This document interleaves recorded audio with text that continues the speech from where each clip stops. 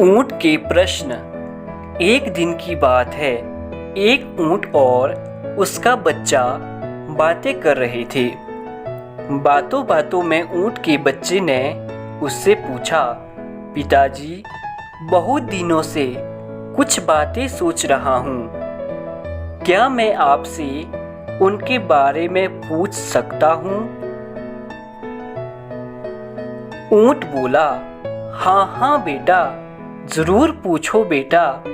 मुझसे बन पड़ेगा तो मैं जवाब जरूर दूंगा।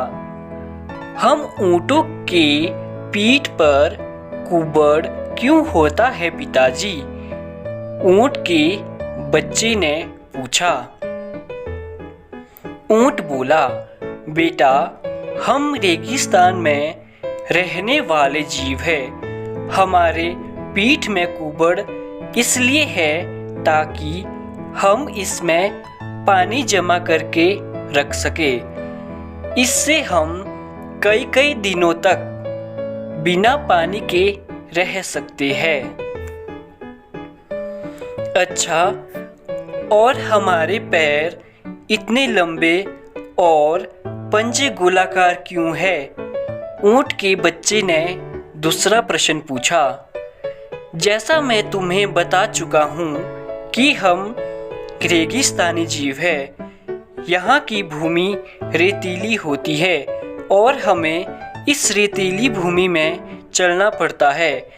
लंबे पैर और गोलाकार पंजे के कारण हमें रेत में चलने में सहूलियत होती है। अच्छा, मैं हमारे पीठ में कुबड़, लंबे पैर और गोलाकार पंजों का कारण तो समझ गया, लेकिन हमारी घनी पलकों का कारण मैं नहीं समझ पाता।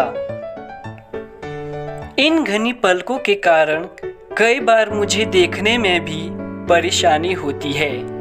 ये इतनी घनी क्यों है? ऊंट का बच्चा बोला। बेटे, ये पलकें हमारी आंखों की रक्षा कवच है। ये रेगिस्तान की धूल से हमारी आंखों की रक्षा करते हैं।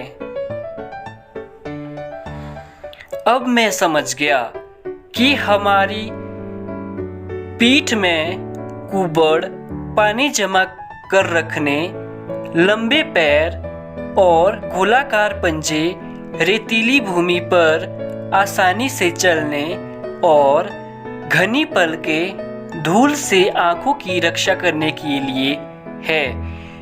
ऐसे में हमें तो रेगिस्तान में होना चाहिए ना पिताजी? फिर हम लोग इस चिड़ियाघर में क्या कर रहे हैं? सीख। प्राप्त ज्ञान, हुनर और प्रतिभा तभी उपयोगी है जब आप सही जगह पर है, अन्यथा सब व्यर्थ है। कई लोग प्रतिभावान होते हुए भी जीवन में सफल नहीं हो पाते क्योंकि वे सही जगह पर अपनी प्रतिभा का इस्तेमाल नहीं करते। अपनी प्रतिभा व्यर्थ जाने मत दे।